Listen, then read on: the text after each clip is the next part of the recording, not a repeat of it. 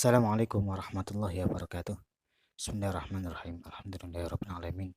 Wassalatu wassalamu ala asyrofil anbiya'i wal mursalin sayyidina Muhammadin wa ala alihi washabihi ajmain, amma ba'du.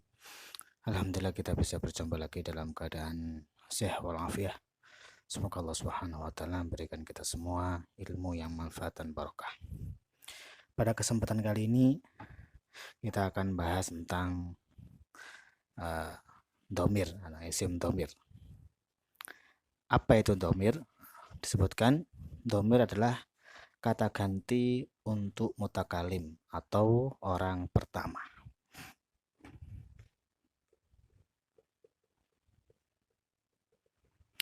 Domir adalah kata ganti, baik itu untuk orang pertama seperti aku, kalau dalam bahasa Indonesia ya, aku atau kami. Nah, itu. Kalau dalam bahasa Arab ya bisa ana, nahnu. Nah, itu. Jadi sebagai bermakna saya atau kami, atau kata ganti dari mukhotob untuk mukhotob atau orang kedua atau orang yang diajak bicara, yaitu kamu, kalian.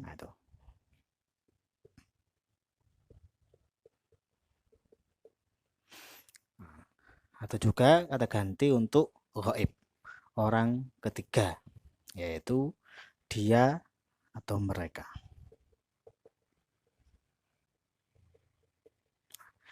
Jadi domir adalah kata ganti untuk mukhotob orang pertama seperti saya, kami.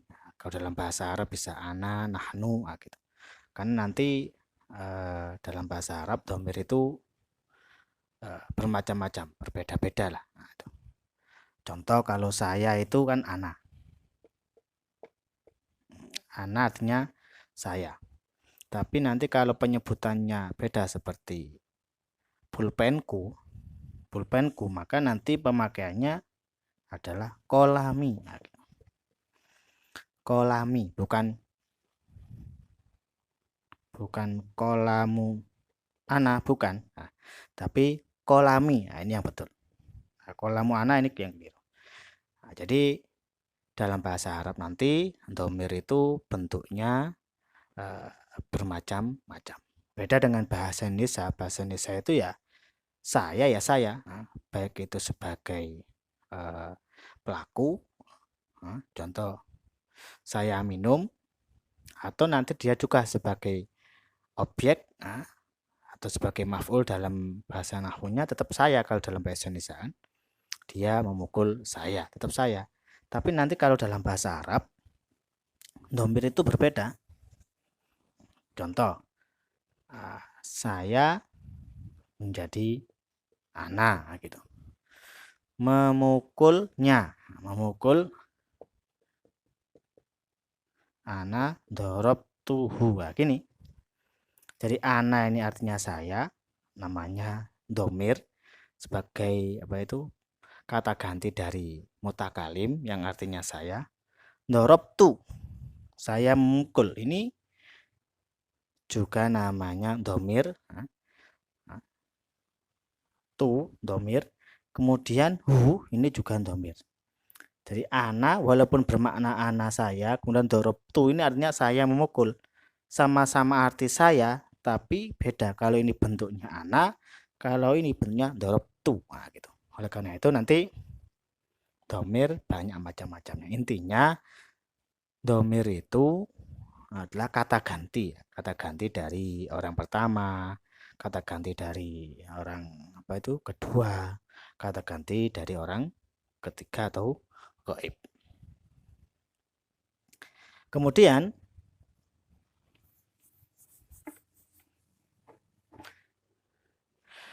pembagian domir dibagi menjadi dua. Domir ada dua. Yang pertama adalah domir mustatir.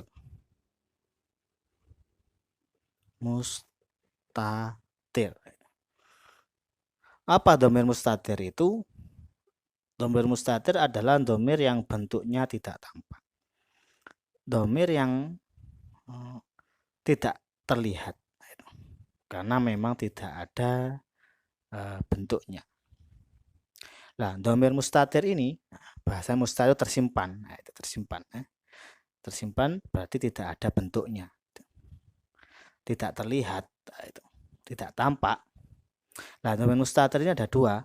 Yang pertama dhamir mustatir wujuban, namanya mustatir wujuban. Yang kedua mustatir jawazan. Nah, yang kedua di sini.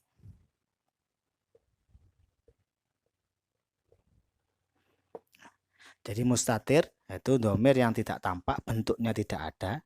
Itu ada dua, ada yang wujuban, ada yang jawazan. Pembagian dhamir selanjutnya yang kedua adalah dhamir baris.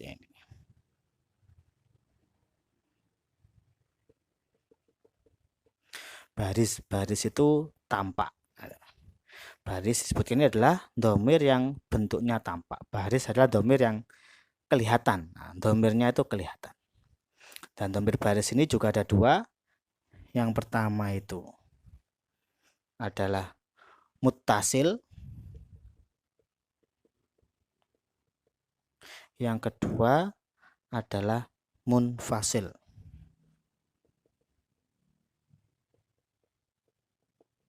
Munfasil. Nah, sekarang kita bahas yang pertama dulu. Dhamir mustatir itu dhamir yang bentuknya tidak ada, tidak terlihat lah. Bentuknya tidak tampak. Itu ada dua. Yang pertama dhamir mustatir wujuban. Dalam artian wujuban itu memang tidak boleh ditampakkan dalam bentuk apapun. Itu wujuban. Beda dengan jawazan. Jawazan artinya boleh. Dalam artian dhamir mustatir jawazan ini boleh ditampakkan dalam bentuk isim dhohir, juga bisa ditampakkan dalam bentuk dhamir munfasil. Nah, nanti ada contohnya. Yang pertama wujuban dulu. Apa saja dhamir mustatir wujuban itu? Seperti dhamir yang berada pada fi'il amar, fi'il mudhari yang mengandung arti kamu laki-laki satu, fi'il mudhari yang mengandung arti saya, dan fi'il mudhari yang mengandung arti kita atau kami. Jadi yang pertama dulu adalah fi'il amr. Contohnya di sinilah idrib.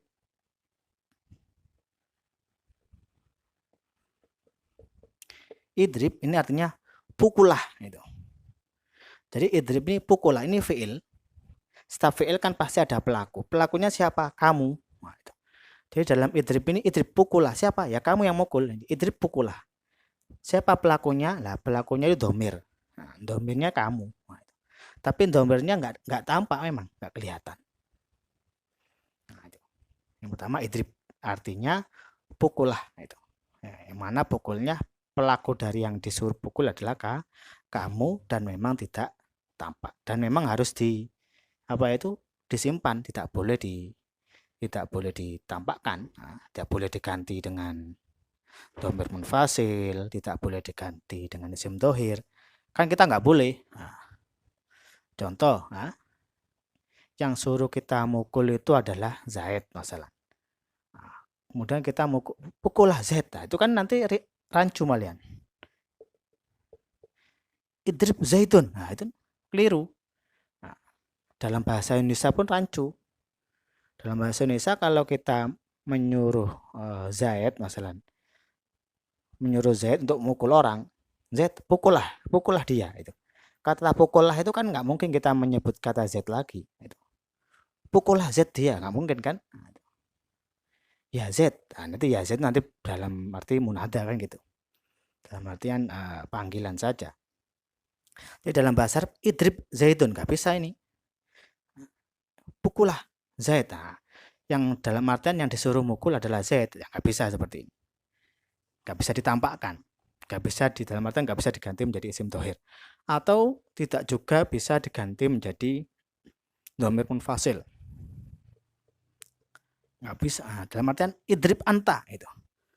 Pukullah kamu, idrib anta. Itu. Walaupun anta di sini ada artinya kamu, bukan berarti anta ini adalah dhamir dari idrib, tidak.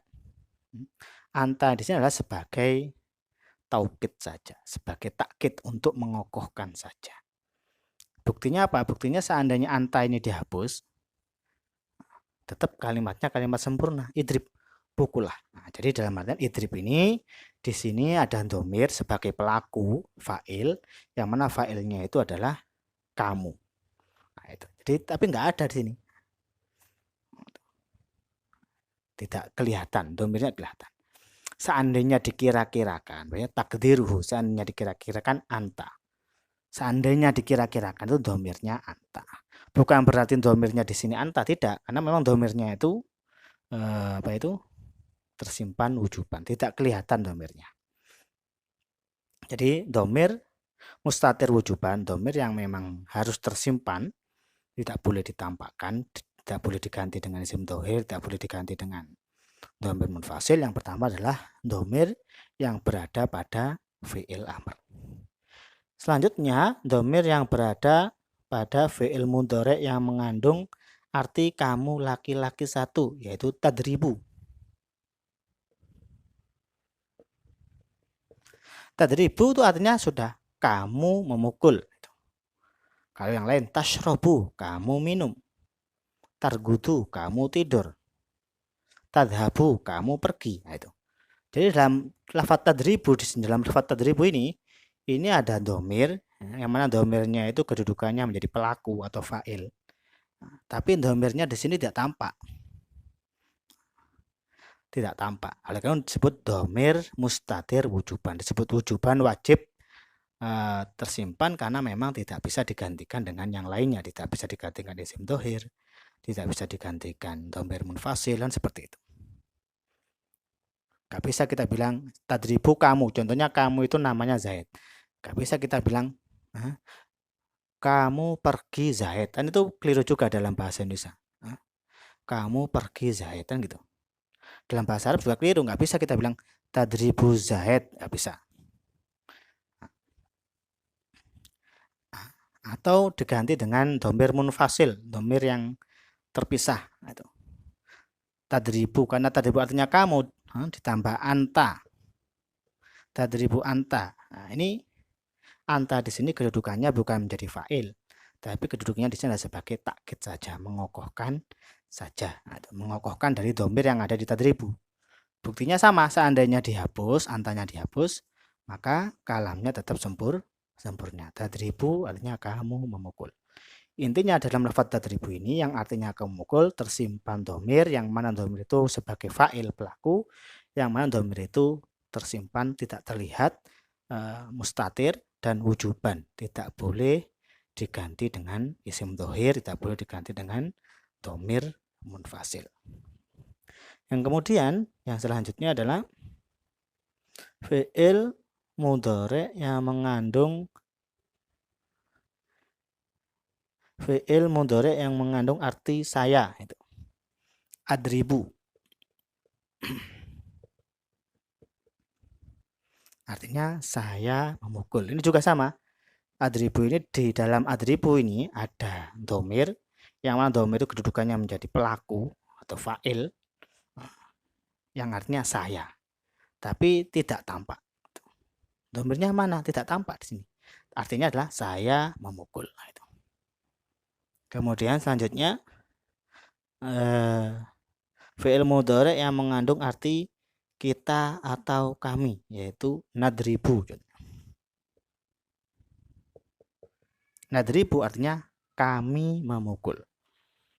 Kami memukul. Dalam kami memukul ini juga dalam lafadz nadribu ada domir, yang mana domir itu berkedudukan menjadi fa'il, yang mana tidak boleh ditampakkan, harus disimpan, mustatir wujuban, tidak bisa diganti isim dhohir, tidak bisa diganti domir munfasil.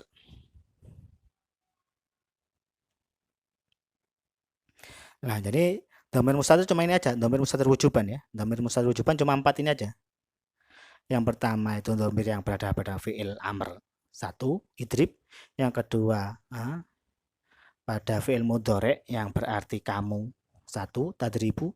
Fi'il mudhari' yang berarti saya, adribu. Fi'il mudhari' yang berarti kami, nadribu. Jadi fi'il mustatir wujuban cuma ada 4, yaitu domir yang tersimpan pada kalimat-kalimat ini dan yang sejenisnya. Kemudian ada mustatir jawazan. Nah, seperti domir yang berada pada fi'il madi atau mudhari yang mengandung arti dia. Baik itu madi atau mudhari yang mengandung arti dia. Contoh di sini adalah yadribu. Nah, atau fi'il madinya dulu ya. Doroba. Doroba. Yadribu. Atau yang perempuan, dorobat. Dorobat mudhari'nya tadribu. Nah, doroba fi'il madi, yadribu fi'il mudhari', dorobat untuk perempuan, dia perempuan memukul, tadribu dia perempuan memukul. Nah, dalam lafaz doroba atau dorobat itu tersimpan domir. Nah, domirnya domir mustatir tapi jawazan. Tersimpan tapi tersimpannya itu jawazan. Dalam artian domir yang ada di doroba itu bisa ditampakkan tapi dalam bentuk yang lain. Bisa ditampakkan dalam bentuk isim dhohir, bisa ditampakkan dalam bentuk domir munfasil. Contoh lah.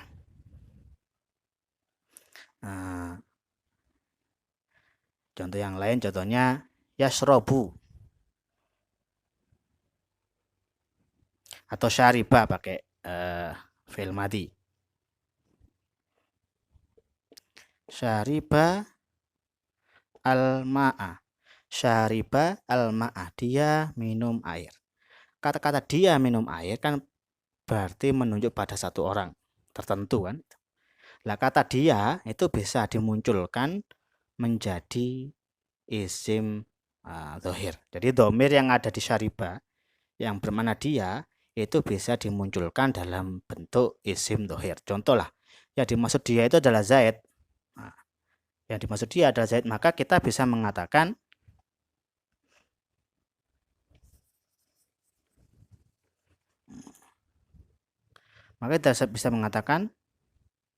syariba zaitun al-ma'a. Syariba zaitun al-ma'a. Syariba minum, siapa Zaid? Zaid al-ma'a air. Jadi zaitun ini adalah fa'il, pelaku dari syariba. Jadi yang syariba tadi mana dia, kemudian kata dia itu yang merujuk pada satu orang bisa ditampakkan. Jadi domir yang pada syariba tadi bisa ditampakkan dalam bentuk lain. Dalam bentuk isim dhohir. Isim dhohir itu bisa Zaid, bisa rumah, bisa sepeda, bisa mobil, dan seterusnya lah. Nah, itu namanya isim dhohir. Nah, jadi bisa syariba zaitun al-ma'a. Jadi bisa ditampakkan dalam bentuk isim dhohir seperti ini. Atau juga bisa dalam bentuk isim domir. Nah, bisa. Syariba kan artinya dia. Dia dalam bentuk domir munfasil, domir yang bisa, itu adalah huwa. Syariba huwa al-ma'a. Bisa.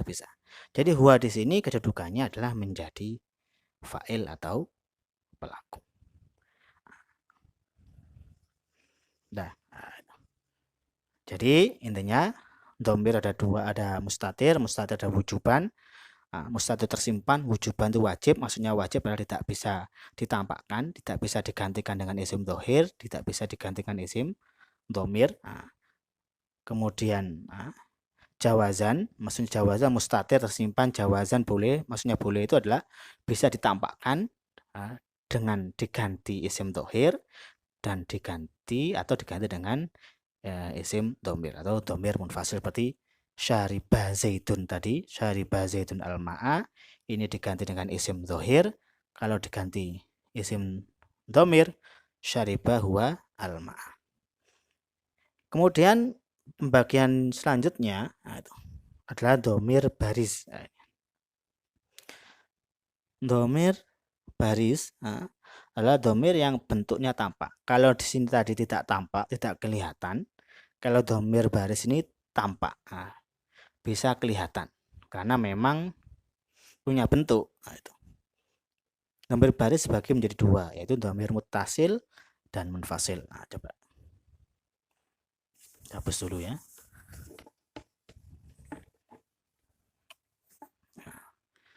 Yang nomor 2, nah, ini.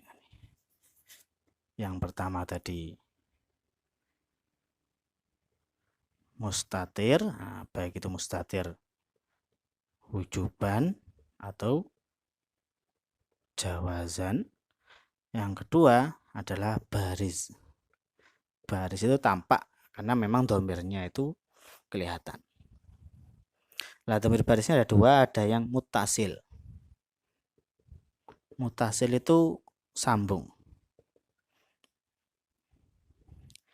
Nah, seperti dorobtu, dorobahu fihi. Seperti dorobtu.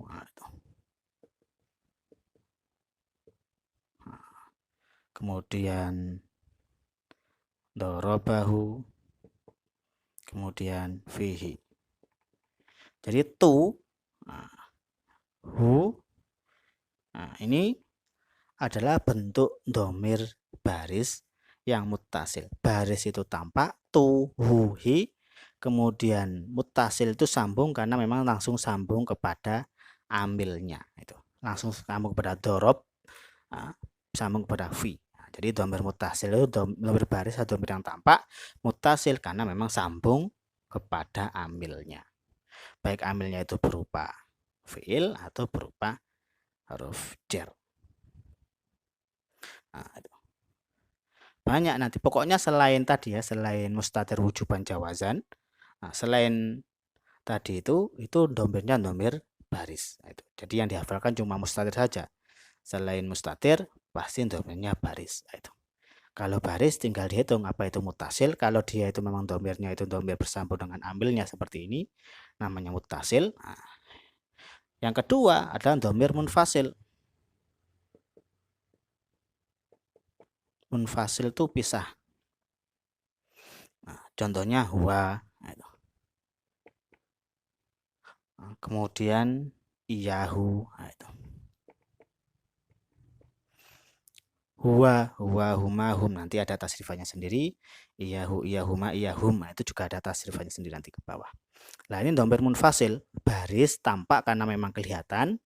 Kemudian dia itu munfasil pisah. Kenapa? Karena memang pisah dari ambilnya, menyendiri. Nah, itu. Dia itu menyendiri. Nah, itu. Bisa ditaruh di awal kalam maksudnya. Contoh kalau saya bilang dia guru, nah, maka saya bilang bisa huwa ustadun. Nah, gitu. Huwa ustadun, dia seorang guru. Ini domirnya namanya domir baris tampak, kemudian dia itu munfasil. Yang kedua adalah iyahu. Nah, itu. Nah, nanti ada tasrifannya sendiri ya. Jadi domir itu adalah kata ganti, baik kata ganti saya, kata ganti mutakalim, orang pertama atau orang kedua dia, orang kedua kamu atau kalian, orang ketiga ghaib atau dia. Kemudian domir itu ada dua, ada mustatir, ada baris. Mustatir tersimpan, tersimpannya itu kadang kalanya wujuban, wajib, tidak boleh ditampakkan. Dalam artian ditampakkan itu tidak boleh diganti dengan isim tohir, tidak bisa diganti dengan domir munfasil karena memang bentuknya tidak ada, tidak tampak, tidak kelihatan karena memang nggak punya bentuk yang wujuban tadi. Kemudian jawazan, mustatir dia tersimpan, kemudian tersimpannya itu jawazan, boleh, maksudnya boleh itu dia itu boleh disimpan, boleh juga ditampakkan, tapi tampakkan dalam bentuk yang lain. Nah, ditampakkan dalam bentuk isim tohir, bisa ditampakkan dalam bentuk domir munfasil. Yang kedua adalah domir baris. Baris itu artinya tampak, bisa kelihatan karena memang punya bentuk. Domir baris, domir yang punya bentuk, jadi tampak kelihatan. Nah, domir baris ada dua, ada mutasil yang artinya sambung. Maksud sambung ini adalah sambung dengan amilnya. Dorobtu, dorobahu fihi, itu. Nah, kemudian yang kedua domir munfasil yaitu pisah, yaitu contohnya huwa dan iyahu. Jadi untuk menghafalkan ini ya kita hafalkan yang mustatir saja. Kalau kita sudah hafal mustatir wujuban dan jawazan, maka selain mustatir wujuban dan jawazan adalah domir baris. Baik itu domir baris yang mutasil atau domir munfasil.